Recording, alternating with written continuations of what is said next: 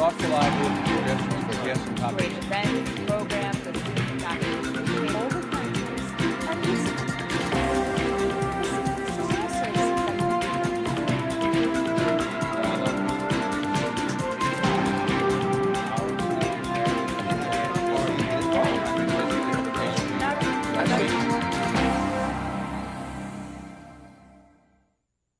Welcome to this week's section of Dialogue Houston. I'm your host, Lawrence Payne. To our regular viewing audience, welcome. To those joining us perhaps here for the first time for HCC's TV Dialogue Houston, we can be found now every Tuesday and Thursday at 6 a.m. and again at 6 p.m. and on Saturday afternoons at 3 p.m. As always, in top of the hour, let me thank you for your thoughtful calls, emails, and text messages concerning previous shows we've aired here on Dialogue Houston, but particularly your great ideas for guests, topics, and subjects to be covered on upcoming segments of Dialogue Houston, where after all, this is your community affairs, public affairs show on HCC TV, proudly beginning shortly its 30th season. We're in our 29th season now. January will be our 30th. We have a very special guest and subject matter to cover with you today. We try every time we come to you with Dialogue Houston to bring you something new and current and fresh of what organizations and people are doing in our great city. We try to highlight each week some great servant leaders who are really doing great work around our community, around a myriad of issues that impact us as Houstonians living together in the social, economic, political arena in which we find ourselves, and how we will navigate those arenas going forward more and more collectively together as a very diverse, multiracial, multicultural, multi-ethnic, multi-religious community in this country. And so I'm happy and proud to feature this week our friends from Familia, Vota. And joining me is Angie Razo, who is the Texas State Director of the organization. Welcome, Angie. Thank you so much, Larry. Great to be here with you. It is wonderful to have you here. Familia Vota has done such great work around this country and here in Houston. As you know, people, just a little quick thing for our audience. It's a national organization that works to unite and build power in the Latino community, to advocate for social and economic justice that increases civic engagement. That's a mouthful, but it covers a myriad of things which Angie will tell us about, particularly the areas that they work in, that they've been very successful in, I might add, in these last election cycle and others.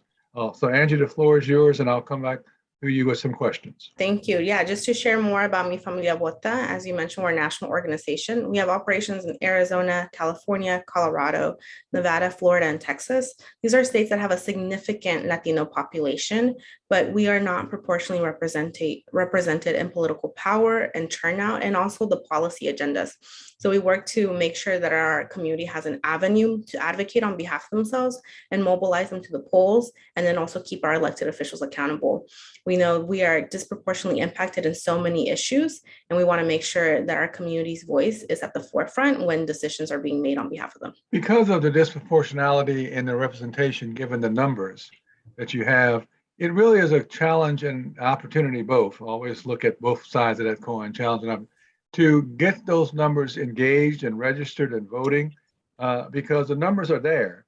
It's the engagement question that we have to always push and make sure it happens. But tell us, because that is changing a little bit now. There's been much more voter registration awareness. This last election in 2020, increase in Latino voter turnout was tremendous. And things that seem to be moving in the right direction around those issues. Yeah, and I really want to start with, creating a foundation of who are Latinos, who are Latinas, who is the Latinx population here in the United States and in Texas. We are folks who have been in this country since the border was created. We're folks that arrived to this country yesterday. We come from mixed status families like myself. We also come from countries where democracy was seen as corrupt. We are monolingual, we are naturalized citizens. Some of us, English is our only language. So we're diverse. And in that diversity comes barriers that show up differently to other communities in getting engaged. And so we always want to start there first, because we know that we're not a monolith, but as we kind of thread out the different factors in our community, they play a big role in why is our community voting? Why are we not voting? And what we've seen is that people want to vote when they know that voting is going to create a positive impact on their lives. So we always lead with, what are the most pressing issues to you? Do you know who makes decisions on those issues? And when and how can you get involved in the elections? And we see that people have responded to that tremendously. I would say in 2020, one of the big ones that Texas had was increasing the young vote. And within that subsection is the young Latino vote. We are aging very rapidly and turning 18 are one of the biggest populations in the state of Texas. And we are hungry to get engaged, and we're hungry to find organizations like Mi Familia, Vota, and others that are giving young people that opportunity to get engaged. As you mentioned, there are two simultaneous things going on at once, the aging and the browning of Texas and Houston. The aging and the graying of population of Anglo-American Caucasian white people. And this is from my good friend, Stephen Kleinberg at Rice University, the way he puts it, and the browning of Houston and Texas and America in greatly numbers on the youth side, as you mentioned. And I think that those things happening in tandem with each other is causing some of the tensions that we see and some of the pushback that we see. So let's talk about the barriers you mentioned. What are the barriers for inclusion and for actively engaging the Latinx communities? There's so many, and there may be some barriers that you wouldn't expect to find. One of them is that in Texas, and when you go vote, you have to present an ID, right? A valid form of ID. For a lot of our young people, particularly in urban areas, they are not obtaining driver's licenses. The most common form of ID that they use is their school ID or their workplace ID. And so when they show up to vote, they are bringing these non-valid forms of ID. And so that is one policy that bars our community quite a bit and has them turned away at the poll. So we're trying to do a lot of voter education and making sure that our folks know what are valid forms of ID to bring when they go and vote.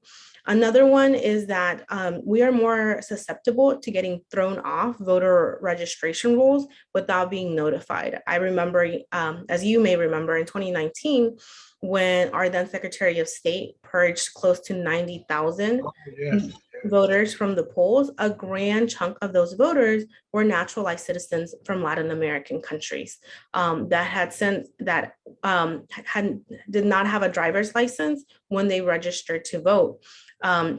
And so they were flagged as fraud voters.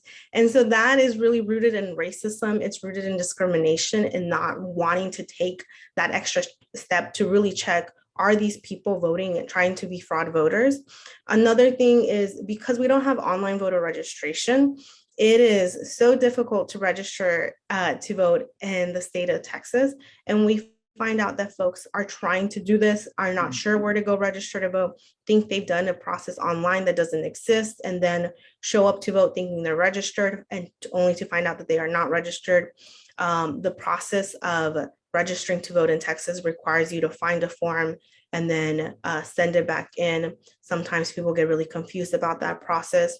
And it also creates a lot of confusion for our folks who have two last names. It's very common in our culture. And so those folks are also more susceptible to get thrown off the voter registration rolls.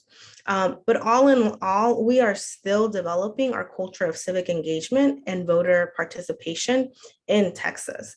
And so, but we are forcing new voters to enter an antiquated voting system, and we refuse to modernize our election system in a way that really takes into consideration how people are living their lives, how they're wanting to become part of the democratic process. But we want to force them to use a very outdated process that doesn't make sense for this new generation of Texas. That is directly impacting our communities of color intentionally. Yes. I mean, voter suppression is racism 201 all over again, and they're doing it because the numbers are increasing, and they know very well if everybody gets registered and voting that the numbers will be heading in their estimate in the wrong direction. And it will change the power, will change the makeup of the elected officials. And I think that challenge we have is just this whole change in demographics in this country, in this state, and in Houston and Harris County. Demography is destiny in some ways. And now that we read the tea leaves, those in power can see what's coming. So we're trying to very, very intentionally and very mindfully head off what they see coming. I mean, it's not to say that our victories are met with trying to stifle us. Like I mentioned, we had a really great and tremendous turnout in 2020 in Texas. Texas went from being Yes, 49th state I in mentioned voter that. turnout to one of the first states to surpass its 2016 total turnout. That's a huge victory that we should be talking about. That was driven by young Texans, by Texans of color, by first-time voters, from infrequent voters coming out and voting early, and very much and strongly saying, we are here, we're present, and we are going to vote for our lives. And then come January 2021, we saw that our state leadership prioritized suppressing the vote. And Yeah, because you struck fear in the hearts of people in power by the sheer numbers that turned out to vote. And they woke up and said, this will not do going forward. So now you have all these archaic laws that are trying to be passed to suppress the voter turnout for the very reason of the success of the voter turnout in 2020. The sleeping giant woke up and realized that this is not going to work going forward. No, it's not. And I would say every single day I am kept going because there are millions of Texans that are resisting what our government wants to do. They're resisting these voter suppression bills.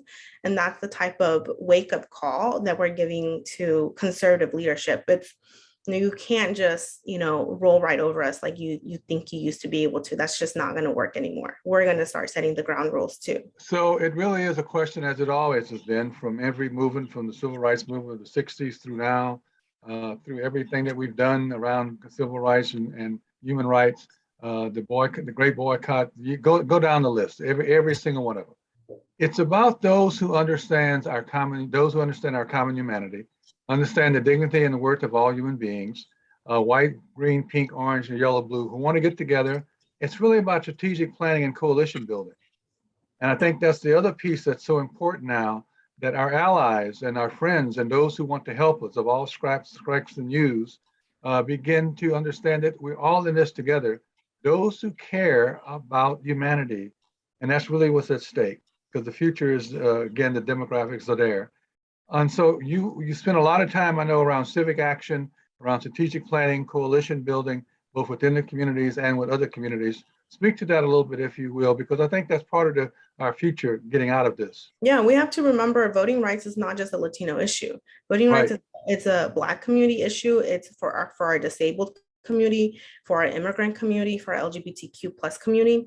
And we need to, one, refuse the GOP strategy that they want to pit us against each other, and work together and understand that we are all being impacted. And there are times where we need to step up and stand in solidarity. And so that's happening in Texas. We're part of statewide coalitions.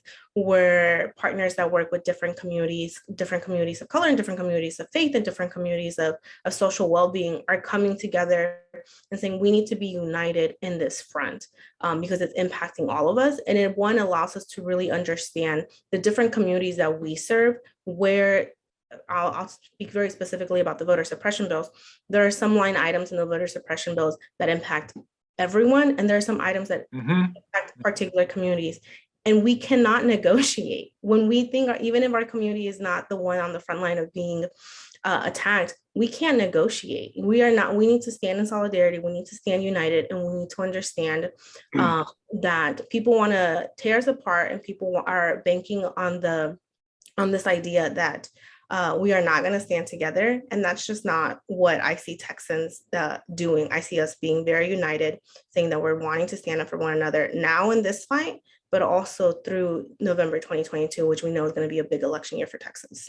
Yeah, and right-thinking people, I use that phrase on purpose, right-thinking people understand what you just said, that they understand there is the unity that we must strive to. There is that common sense of belonging and that common sense of all of us going forward and creating the society we want.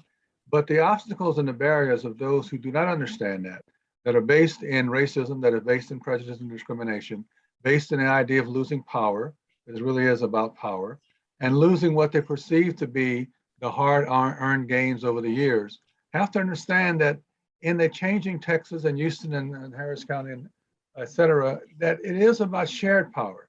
It's not about win or lose or win or total sum game. It's really the ability to understand, for us to have the collective future we want, we have to share power going forward. What does that look like? How do you do it with commitment, with accountability, with transparency? How do you have elected officials that are just very honest about the situation in which they find themselves? Which brings me now to the question of this past census count, which we all knew was going to be an undercount, particularly in our communities and neighborhoods of color. It now leads us to redistricting. Mhm. So as we get into this whole redistricting process of an honest process that allows redistricting to be done proportionality in the way it should be done to give the voice and the vote, how do you see that shaping out, given that we're fighting everything around this issue of change and demographics in this city and state? Well, first of all, I just wanted to say that we as an organization, alongside our partner organizations, are very proud of the work that we did in getting out the count in a pandemic in a state that did not contribute funding towards it. So we know there was an undercount, but we know that that undercount would have been by larger margins. Yes, if we didn't do what we did. And we did great. Harris County and Houston came together and really did a great job in helping us make that happen. And now as we're turning to the redistricting fight, which we've been preparing for since late 2020, we here, Mi Familia Vota in Houston is working with other organizations. We're working with the AAPI organization in coalition, engaging communities in OCA Greater Houston, and then we're working with the Black-led organization Pure Justice and an initiative called Unity Mapping to make sure that as we are undergoing the process to get fair and transparent maps, that we are not accidentally stepping on one another or speaking louder than the other person and trying to get our needs met by trampling on another community of color. We know that Houston is a very diverse city. It's a very diverse county in Harris County. And so we need to work together and work in collaboration and also bring our own communities together to think about what do our communities look like and then what would a map that reflects that really come to fruition. So we're part of that initiative. We're also targeting our Harris County Commissioners Court to make sure that they undergo a fair and transparent process. The census data being delayed has really caused a crunch time, Larry, with the redistricting process, getting maps out, because we have elections right around the corner and we need candidates that need to know what the maps look like. And we need voters to know what the maps look like. It is very easy for any level of government to say, we are going to do this as fast as possible because time demands it. But the community demands to be part of that process and for it to be done in a transparent manner. We don't want a process where it's census data is released, people draw maps behind closed doors, they present them and pass them. Because we know that in the past, that's caused racial gerrymandering and partisan gerrymandering and takes away from community power. And to your point is about shared power, we can't have shared power unless the community has power. Part of your effort in doing this, you're offering workshops around community mapping, are you not? Yes, we just had our second one yesterday, very well attended. And redistricting is is a process that's really lived with policymakers and academia. And it's not been a very community-friendly process. Right, not at all over the years, no. Yeah, so we're trying to change that narrative. We know that, for example, my parents don't have a high school education. So how can I demand that my parents get involved in the redistricting process if I'm not taking the time to really, walk them through a process of this is what it is. You are going to be the most impacted by it because resources are going to come down to your community or maybe not come down to your community. You might lose your opportunity to lose your candidate of choice. And so our mission is really rooted in our values, that our community needs to be part of that process, but we also have to make sure that we're not being tone deaf and just sending walking them through workshops where this language is not relevant to people's lives. So we're really proud that that's how our community mapping training is rooted in. We're also trying to equip our community with the tools at hand to draw their own maps as they would see them in their community and collectively with other communities of color. Well, I think that's important to educate the community about how the process works. You can't be an effective advocate for change unless you're educated and have the facts and data of how the process you're trying to change actually works. I think it all ends up going back in some ways, though, to the numbers. And when you look at the numbers again in Texas, the one that always stands out for me, and tell me if I have it correct, that 48.6 of youth in Texas are 18 and under are Latinos. Yes, that sounds right. And so if that is the number, almost half of your future of your state of Texas, those who need to be educated, those who will be your workforce, those will be ready to take their places in the workforce, is a wake-up call, because when we had a few years ago, when a couple of corporations declined not to move to Houston because it said we do not have the quality, educated, trained workforce that they will need, that should have been a wake-up call to everyone, that education is the future of this state. And if we don't educate the young children of color in this state, we have no future. It is that simple. And so all this debate we do around education and the lack thereof of funding and the hesitancy to do the right thing around education is beginning to show it really is hurting what will be the bottom line of this state. And there's so many other issues intertwined with that, Larry. I mean, I get 2020 was a very devastating year for everyone in this country and across the world. But I think a lot about our families that we worked with last year, where parents were getting laid off, and then also they didn't have health insurance. Parents were then taking on 2 to 3 jobs to make up for lost wages. And where that left the children that you were talking about is they were having to navigate remote learning on their own. Right.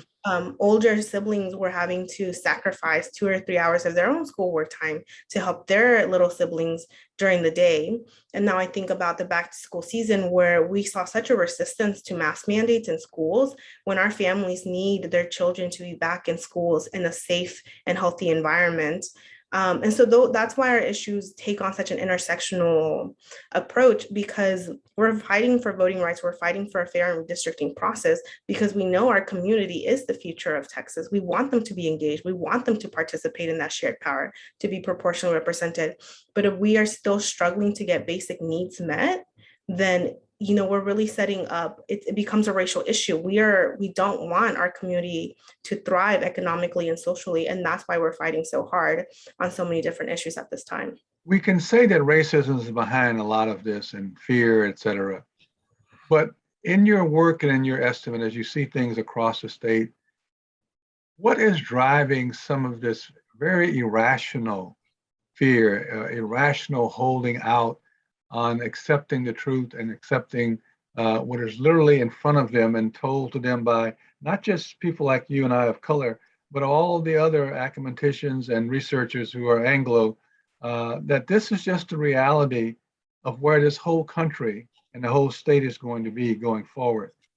And it would seem to me that somewhere along the line, the embracing of that reality, rather than the constant pushback, the constant denial of the facts of reality, must begin to sink in somehow. And I know you and other organizations are doing great work in trying to educate those human beings. But I just seem to me that the entrenchedness around this stubbornness, and some would even say stupidity, with the mask wearing, with the vaccination, pick any issue you want, is just pushback for the sake of pushback. And where do you see this going? This dividedness can't go on much longer. You know what? I will also say that I think some of this pushback comes from people that see themselves in power and see that power fleeting, is because marginalized communities in this country have not had the best existence. We have treated them very badly. And I think people that see themselves as a population that's diminishing, not just in size, but in power, feel like what is around the corner is all the bad policies we pass for marginalized communities. And it's really hard to get this narrative across, is we want justice for everyone. We right. are not. Yeah, right. It's not an us and them thing. It's we and us. But I do feel like people on the ground, that's why they're holding so dearly on to what power they have. And there's also this very twisted narrative that one party wants jobs and strong economy and one party doesn't. And so people, particularly in rural Texas, but even here in the urban areas, feel like they want to hold on to that. They want to be in control of their own prosperity. And when people of color come to power, they feel like that is being taken away from them. Again, like you and I, we know that that's not based in evidence, but there are some real cultural differences in how people think in terms of their livelihood connected to politics. Mm-hmm. Now, I don't think that we really had, we've taken the effort to really thread some of those pieces out. And then I would also say we have leaders that are setting a bad example. And we need to really confront them and understand and be realistic about the damage they're causing to everyone. And I think a Yep. lot of the winter storm, that wasn't just communities of color, that was all of Texas that was, at the mercy of state leadership. And we haven't seen a response in that. And so I Of think inadequate state leadership. exactly. So we have man-made disasters and we have natural disasters that are really hurting all of the Texans. And we need to have a frank conversation that it's not just us versus you anymore. It's if we want to create a strong, healthy state, we need to really pinpoint the racism and discrimination that continues to exist and eradicate it. Because if we're just being soft towards it, we're going to see this problem persist for generations. Angie, I couldn't have said it better myself. I thank you so much. That was a great actually summation that you didn't know was going to be the summation, but we're out of time almost. So I thank you so much for joining us on Dialogue Houston. Let me try to sum this up in this way. We learned some lessons in the 60s that I think apply directly today. And the three that stand out for me all the time to be able to move the needle forward in creating a we and us environment, not an I and me, not an us and them, but a we and us environment, are the following three. The realization and understanding every day that different is different, amen, period. Not better than, not more than, not less than, just different. Because we're all different human beings. We have a different life path that we've walked through. Our journeys are different, our stories are different, but just different. Not better, not worse, not more or less. Our daily lived experiential realities, in this country are so vastly different. And you see that when you get to sit with another human being different from yourself and share your stories. Because in the end, it is really all about just sharing our stories along life's journey. The second one is to learn to always be aggressive to the issue and reconciliatory to the person involved in the issue. You cannot make and take stuff personal. It is about the issue. Aggressive as necessary to the issue, and as always reconciliatory as possible to the person involved in the issue. That's how you get change. That's how you educate, make people aware, help people understand, help people grow, help people do their internal work to move forward, to understand the legacy that slavery and racism and prejudice and discrimination has created the environment in which we're trying to change today. And even though you may not have been directly involved then, or maybe directly involved now in holding someone down or having their foot on their neck, you are indirectly because of systemic racism, because of systematic racism. And so you do have a role to play in changing that. And the third one, I think, is also important because this one is the truism throughout history. The master never gets tired of being the master. However you define him or her, the master never gets tired of being the master. Therefore, what? It is always incumbent upon the oppressed one to initiate change. Mm-hmm. The other way of saying that is that power has never yielded and power never will yield without a demand. And so we are in that same context in 2021 as it has been for the struggles for equality and equity, for humanity, for being seen with human dignity of people of color in this country from day one to now. And the challenge and question going forward, have we learned any lessons from the past? Will we embrace those lessons and apply them to the present so that we all can have a great and wonderful collective future together going forward? With the long view of history, not only our walking and talking past generations who were successful in the movement, not even the walking, talking now generations, but what kind of Texas and Houston and Harris County do we want to produce for those yet waiting to be born? The long view of history. What is my contribution, my legacy to the long view of history? Answering the calling to serve is a beginning. I got to get out of here for now. We're out of time. As always, until we come together and we join again in moving the agenda forward, always please stay safe, be well. Thank you again, Angie, for being with us. And until then, as always, peace, power, and love.